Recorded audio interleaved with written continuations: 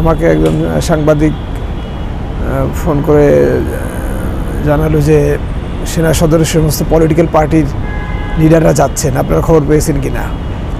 তো আমি বললাম যে না, আমি তো কোনো খবর জানি না। তো পরবর্তীতে আমির জামাতকে আমি জিজ্ঞেস করলাম যে আপনার কাছে কোনো খবর আসছে কি না? তো উনি বলেছে হ্যাঁ, আমার কাছে একটা মেসেজ আসছে, তো আমাদেরকে যাওয়ার জন্য বলছে। তো যেহেতু তখন আসলো যে আমরা কীভাবে যাব, তো উনি বললো যে ডিজিএফের মানে আর্মিরা গাড়ি পাঠাচ্ছে। তো এরপরে কিছুক্ষণ পরে জানা গেলো যে আসলে ওরা গাড়ি বের করতে পারতেছে না, একটা গাড়ি বের করছে, সেটা ভেঙে দিছে। মানুষ তো তখন রাস্তায় নেমে গেছে অলরেডি। তো তখন আমরা পরামর্শ করলাম যে না, যেহেতু আমার গাড়ি আছে, ড্রাইভারও আমার স্ট্যান্ড বাই ছিল, যে আমরা চলে যাই রিস্ক নিয়ে।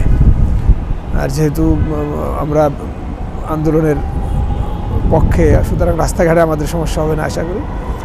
পরে আসলে আমি আর উনি ইয়াতে চলে যাই ক্যান্টনমেন্টে। সেভাবেই আসলে আমাদের যাওয়া আর কি, ওনার সাথে আমার এই টিমে যুক্ত হওয়া আর কি। বঙ্গভবনে যাওয়ার জন্য ওরা একটা কোস্টার করে, সেখানে রাজনৈতিক নেতৃবৃন্দ ওঠে। শুধুমাত্র আসিফ নজরুল সাহেব এবং জুনায়েদ সাকি তাদেরকে ওরা জিপে নেয়, আর বাকি সব রাজনৈতিক নেতৃবৃন্দ তো একটা গাড়িতে ওঠে। সেভাবে তো এপিসি ছিল, আমরা তো জাহাঙ্গীর গেট দিয়ে সোজা যাই না। নিরাপত্তার তো ছিল না ওখানে। একটা মানে জাহাঙ্গীর গেট থেকে বেরোনোর পরে আসলে একটা সিচুয়েশন হয়, সেটা হচ্ছে যে আমাদের গাড়িতে তো জিএম কাদের ছিল, আনিসুল ইসলাম মাহমুদ ছিল। তো ওইটা বেরোনোর পরে ওখানে তো মানে তখন ওরা বুঝতে পারছে যে জনগণের তো ওনাদের উপরে ক্ষোভ আছে। তখন ওখানে গাড়ি যে পর্দা ছিল, এটা দিয়ে আসলে ওরা নিজেদেরকে আড়াল করে এবং মাথা নিচু করে অনেকটা ভয়ে ভয়েই যায়। তো এরপরে তো আর যেহেতু বাইরের থেকে জনগণ তো মির্জা ফখরুল সহ অন্য নেতৃবৃন্দের সঙ্গেই দেখতেছিল, তাদেরকে তো দেখতে পারে নাই। তো সেভাবে আমরা বঙ্গবন্ধু ওখানে যাওয়ার পরে ওখানে তো অন্য আরও অনেকে গেছেন, তার মধ্যে মান্না ভাই গেছেন, সাইফুল হক গেছেন, তারপরে জাকের পার্টির নেতৃবৃন্দ গেছে। মাগরিব পড়ার পরে আসতেন, তো রাষ্ট্রপতি প্রথমে এসে সবার সাথে শুভেচ্ছা বিনিময় করলেন। তো উনি যখন আসলে প্রথম ঢুকছেন, উনি তো কাঁপতেছিলেন আর কি, উনি ওই হাত মিলাচ্ছিলেন আর কাঁপতেছিলেন আর কি। তো কাঁপতে কাঁপতে এরপরে উনি বসলেন।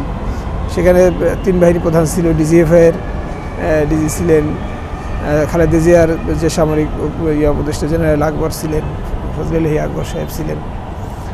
তো ওখানে অনেক কথাই আলোচনা হয়েছে। প্রথমত ওখানে তো সব নেতৃবৃন্দ কথা বলেছেন। সেখানে খুব বিতর্ক হয়নি, বিতর্ক মধ্যে এখানে নানান প্রস্তাব আসছে, মধ্যগুলো তো আপনার গেজেটে আসছে। যেমন ওখানে প্রথমে জামাতের আমির উনি বলছে আমাদের এই শহীদদেরকে আগে তাদের স্মরণে দোয়া করা বা তাদেরকে স্বীকৃতি দেওয়া, সেটা হয়েছে। ওখানে আসলে সেনাপ্রধান ওনারা বারবার বলতেছিলেন যে দেশে ব্যাপক অস্থিরতা হচ্ছে, আপনারা মিডিয়াকে মানে জনগণকে শান্ত হওয়ার জন্য আহ্বান জানান। তো তখন আসছে যে মানে খালেদা জিয়ার মুক্তির বিষয়টা আসলে জনগণ এর মধ্যে ক্ষোভ কমবে, তো সে ব্যাপারে কথা আসছে। তারপরে আপনার পার্লামেন্ট ভেঙে দেওয়ার কথা আসছে। এরপরে সরকার গঠনের প্রশ্নে যখন আসছে, তখন বিশেষ করে এটা জামাতের আমির উনি সবচেয়ে শক্তিশালী বলছে যে দেখেন এই বিপ্লবটা তো ছাত্ররা করেছে, সুতরাং এখানে আমরা পলিটিক্যাল পার্টি যাই বলি না কেন, এখানে মানে আমরা তো আমাদের মতামত ব্যক্ত করছি, কিন্তু ছাত্ররা যেহেতু মেইন স্টেক হোল্ডার, তাদেরকে ডাকেন, তাদেরকে ডেকে তাদের সাথে কথা বলে তারপরে সরকার ফর্ম করেন। এবং তার জন্য যতটুকু সময় লাগে, তারা যেহেতু বিচ্ছিন্ন আছে, অনেকে ওখানে বলতেছিল যে আমরা এখন অপেক্ষা করি তারা আসুক। তো তখন বলছে না, এটা তো আসলে এত শর্ট সময় তো তারা আসতে পারবে না। তো সেভাবে ওখানে এই ডিসিশন হয় যে ঠিক আছে, ছাত্রদের সাথে কথা বলে আপনার সরকার গঠনের প্রক্রিয়াটা যাবে। ওখানে একটা ইন্টারেস্টিং ব্যাপার ছিল যে আলোচনার এক পর্যায়ে যে ভাঙচুর হচ্ছে, এই হচ্ছে, তো তখন জিএম কাদের বলে ফেলছিলেন, এটা এমনিও ওনার মানে যদিও উনি পরে বলছেন যে উনি মুখ ফুসকে বলে ফেলছেন যে আসলে এই আহ্বান জানায় বা এগুলো কিছু হবে না, এটা মার্শাল্লাহ জারি করতে হবে, মার্শাল্লাহ জারি না করলে এটা বন্ধ হবে না। তো পরে পুরো হাউসই প্রতিবাদ করছে। পরে উনি বলছেন এটা আমি আসলে ভুলে বলছি, আমি সেনা মোতায়েনের কথা বলছি আর কি।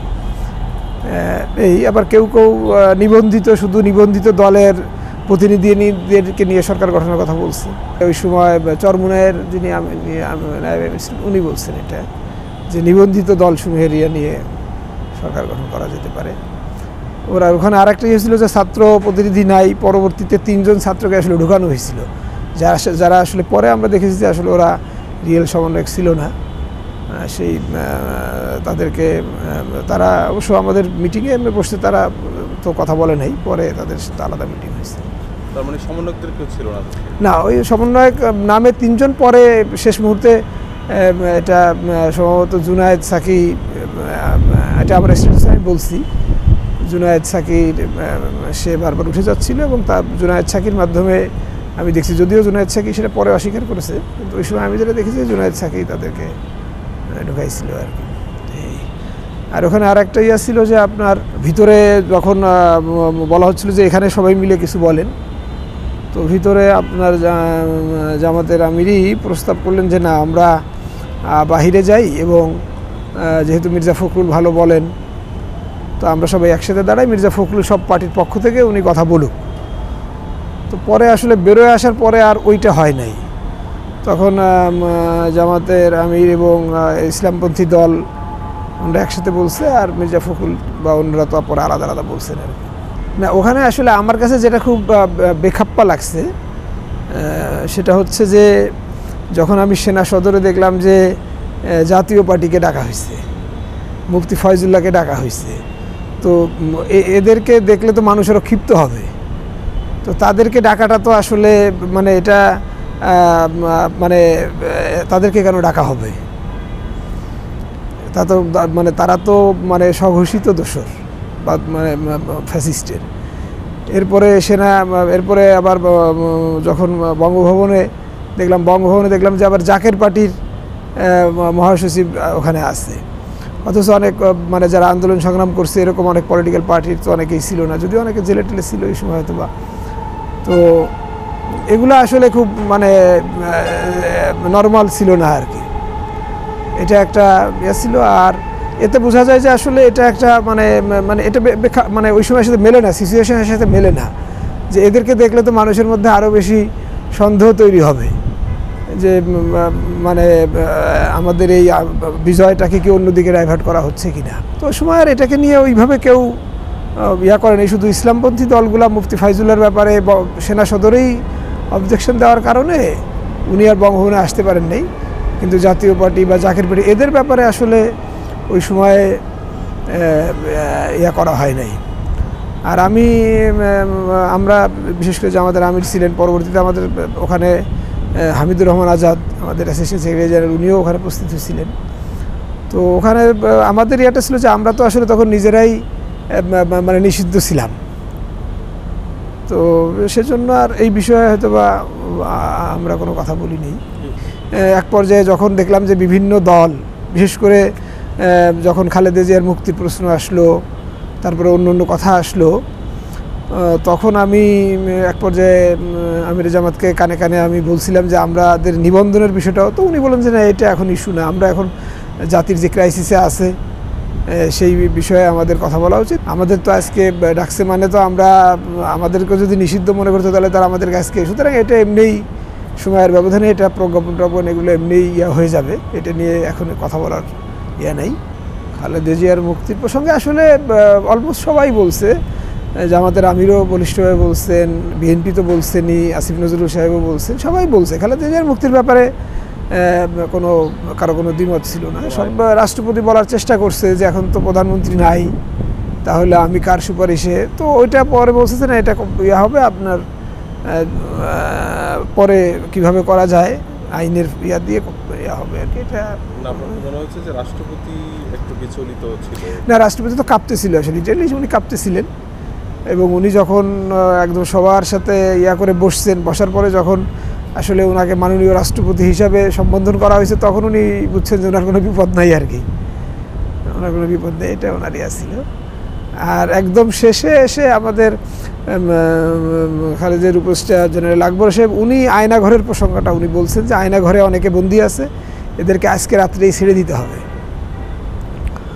তখন রাষ্ট্রপতি বলছে যে আমি তো এরকম কোনো বিষয় জানি না, এবং তখন বাকিরাও সবাই বলছে যে না, যারা আছে তাদেরকে আজকে রাত্রের মধ্যে ছেড়ে দিতে হবে। কে বললো?